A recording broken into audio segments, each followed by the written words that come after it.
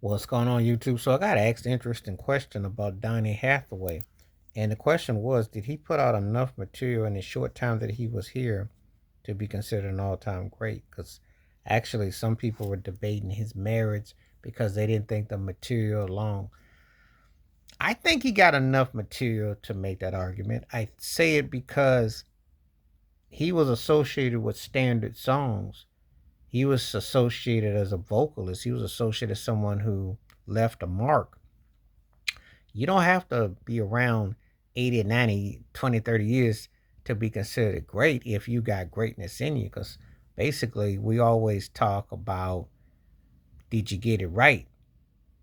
And when you wrote a holiday anthem like this Christmas, which is an anthem, that alone cashes those checks. That alone says, yep, that's a money track.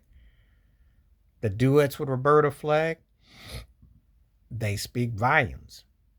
If you wanted soul, you wanted feeling, you wanted the distinction. So when people ask, was he around long enough to be considered an all time great?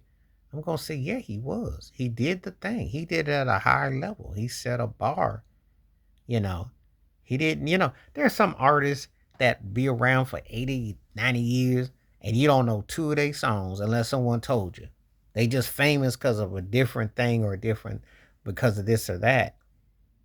Um, he was a call you considered the tortured soul, the unknown, that artist that people really didn't grasp within totality.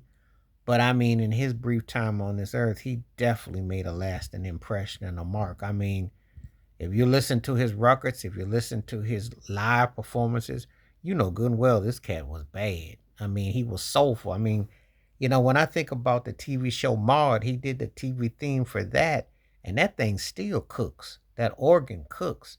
He was straight out cooking when he played and sung. He was a cat that you listened to him, you felt what he was saying. He took Leon Russell's A Song for You, and as far as I'm concerned, no one has ever outdone better than Donny Hathaway because that's the version most people associate with. So as a cover artist, he was bad. But solo artist, bad. If he was a doing duets, bad. Live, all that.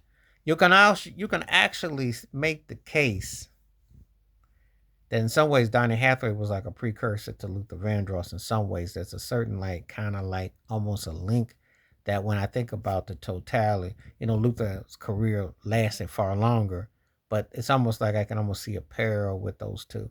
So when people say, well, was he long enough to be considered an all time great? He did enough material that I would definitely justify and say, yeah, as a vocalist, as a musician, as a songwriter, as an arranger, yeah, I would definitely say he did enough because uh, he definitely hit that void in that box. You know, he definitely did, and I think that his stuff is definitely held up really well. Again, when your songs are still being covered like 50 years later, that should speak volumes to you. When people are still, using your songs, when Dre's The Chronic, Little Ghetto Boy using Fresh Snoop on that was 20 years. They used that for Little Ghetto Boy. Think about that.